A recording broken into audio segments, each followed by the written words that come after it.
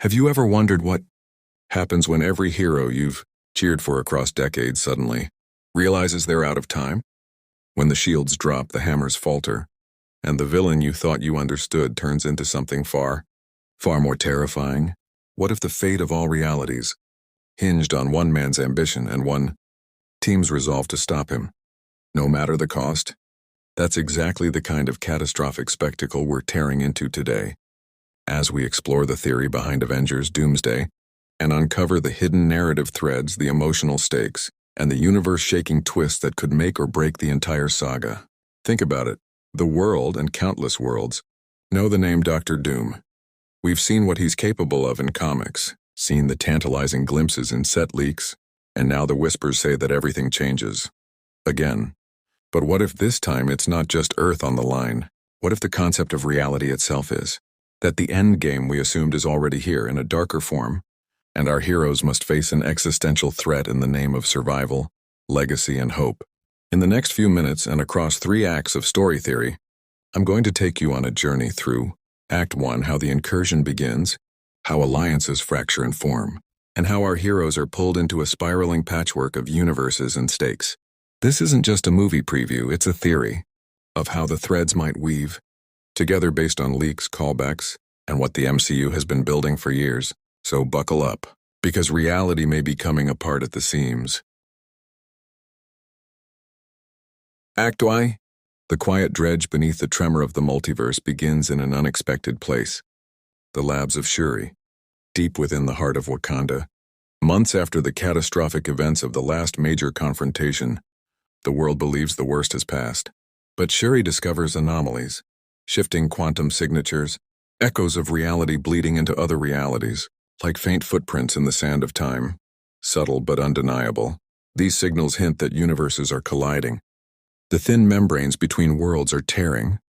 Her realization brings her to the halls of the new Captain America, Sam Wilson and other key players, Wong, the smartest mystic mind Earth has, Bruce Banner, still reeling from the Gamma-era fallout, and Carol Danvers, the cosmic force pilot struggling with the burden of power. They gather, some optimistically, some broken, with one problem. None of them have seen damage like this. Not yet. But together they form the still echo of an answer. Meanwhile, beyond the visible horizon of Earth 616, on a parallel world, the Franklin Richards of an alternate reality has been taken. The abductors unknown. The mastermind behind it gradually revealed. Dr. Doom. The Fantastic Four arrive on our timeline not as distant myth, but as desperate interlopers, seeking help, seeking rescue. They bring information of their own world's collapse. The incursion started long ago, and their Franklin holds a key. The Avengers assemble alongside them in the black sky corridors of Wakanda's tech labs, the helicarriers hovering over ruined cities, and the dusty assembly rooms where the weight of leadership is passed to Sam Wilson. He feels it. The mantle isn't just a symbol anymore. It's a slaughterer's mask. Shuri and Banner decipher the leak of quantum tremors. They call them reality pulses. These pulses coincide with strange sightings. Mutants appearing where they shouldn't. Time-displaced objects, the TVA's influence edging in, even though the TVA itself should be beyond reach. Here the theory picks up a major leak. Reports claim that heroes from the X-Men universe appear in this film. Mutants among Avengers, worlds colliding, and the villain pulling the strings is Dr. Doom, working not just scientifically or mystically but across universes. But our heroes don't immediately acknowledge the full truth. They are still fighting familiar enemies, rippling incursions, fracturing cities tide after tide of smaller threats. They deploy computerized defenses, they launch strikes, they hold press conferences. But there's an undercurrent. Fear of the unknown. Shuri's warning echoes in the boardrooms. This isn't just one world on the brink, she says. This is every world. Sam Wilson clenches his shield tighter. Who leads? Who answers when shields are useless? At the cusp of this chaos stands Doom's first major move. A world-threatening collapse engineered to draw the Avengers in. In this theory, Doom orchestrates a reality rift above New York City, an event so powerful that Manhattan becomes a crater in one timeline, while in another, the Statue of Liberty stands inverted, floating in midair, caught between universes. The Avengers converge. Thor, Captain Marvel, Black Panther, Shuri, Ant-Man, Spider-Man all arrive. They fight the crisis, save thousands, and just when they think they've contained it, they glimpse the cost, parts of reality vanishing, cities folding inwards like origami, the sky shimmering. It is here that alliances fracture. The Fantastic Four argue with the Avengers. Why didn't they act? The mutants observe with cold detachment. Why should they fight for Earth 616? When their universe is already bleeding? There are ideological splits. Trust falters. Sam Wilson tries to hold the ring of leadership together but finds cracks. He watches Banner losing control, hears Wong urging tact, sees Shuri's urgency. The heroes come to believe that the incursion is not just natural, it is orchestrated. Someone is making it happen, someone like Dr. Doom. Then the first big reveal. The TVA, Time Variance Authority, has been compromised. Its corridors echo with Doombots. Loki, yes, the god of mischief, appears, but his face is drawn. He says little. Instead, he points to a throne room, Doom seated atop a shattered mantle of reality, the sentry at his side, the Scarlet Witch at his right. The leak, which we must emphasize is unverified, claims that Doom absorbs the powers of Sentry. Wanda and Loki, the Avengers, are stunned. This is beyond a man with armor. This is a man who has become a multiversal force. But Act 1 ends not in defeat, but in crisis. The incursion continues. The Avengers, Earth's mightiest heroes, stand on the broken edge of reality. They look at one another. They realize this isn't about a battle anymore, it's about everything they've ever stood for. Sam Wilson lifts his shield. The ragged alliance of heroes and teams from divergent realities prepares to fight. The die is cast. The shadow of doom looms large, and for the first time failure is an option. The lights fade.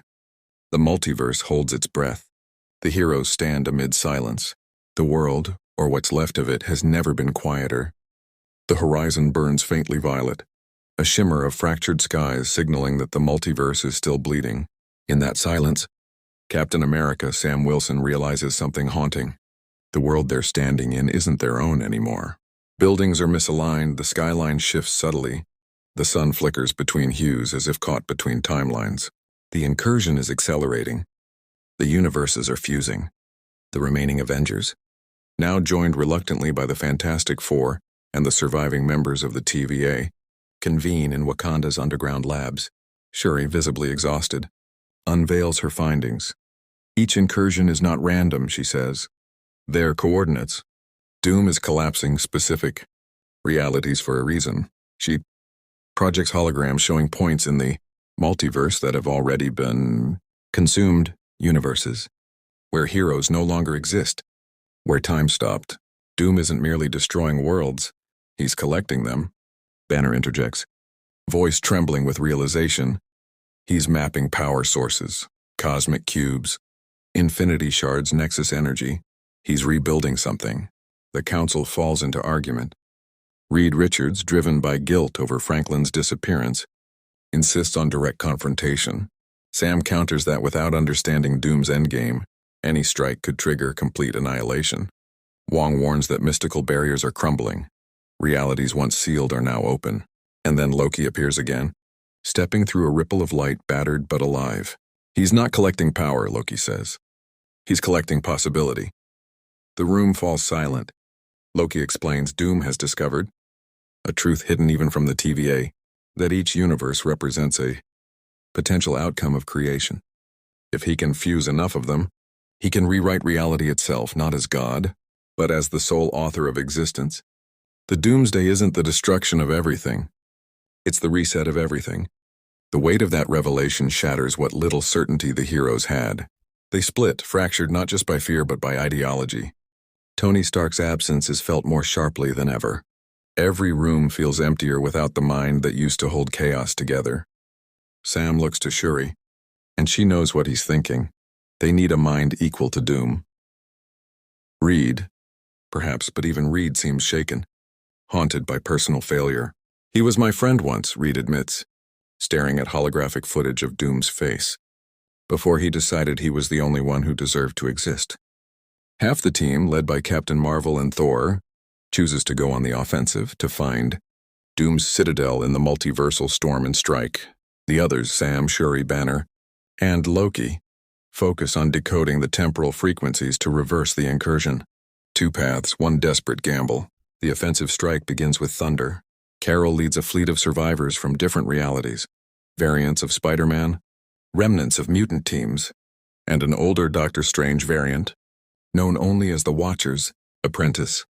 They enter the rift, above what was once New York, a swirling chaos of matter and memory. There they find the remains of universes fused into a fortress. Doom's citadel of silence. It is both everywhere and nowhere, existing in a place where gravity, time, and thought fold into one another. Inside they face echoes of themselves. Thor fights a version of his brother who never died, a Loki who won the throne. Spider-Man meets a version of himself who never lost, Aunt May, and who serves Doom willingly. Each battle becomes a mirror. The citadel itself is sentient, feeding on their doubts.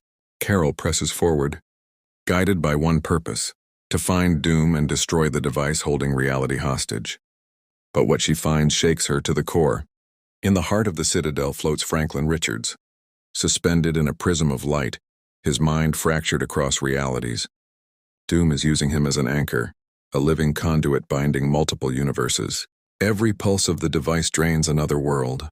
Reed's voice echoes through their comms, horrified. He's turning my son into the multiversal core. Back in Wakanda, the science team realizes the implications. Banner's readings spike off the charts. Doom's fusion device isn't just merging universes. It's rewriting history in real time.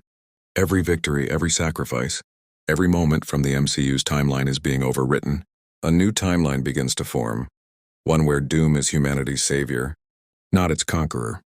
News feeds flicker with false memories, monuments of Doom, statues where Stark Tower once stood. The timeline is slipping away. Sam knows they're running out of time. He makes the call. All units converge on the Citadel. Wong opens the portal, channeling what's left of the mystical barriers. The combined forces of the Avengers, the Fantastic Four, and multiversal allies storm the impossible structure. It's war, but not the kind they've fought before. Each punch reverberates across worlds, each blast echoes through time.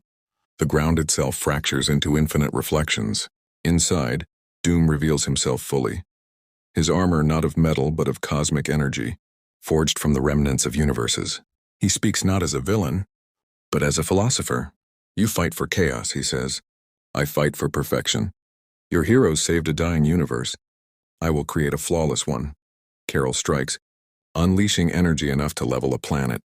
But Doom absorbs it, reshaping it into matter. His power is beyond infinity stones, beyond magic or science. He is the convergence made flesh. And then the twist.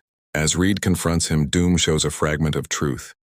A reality where the Avengers' endless battles led to nothing but suffering. A world where half the universe died again, where Earth fell regardless.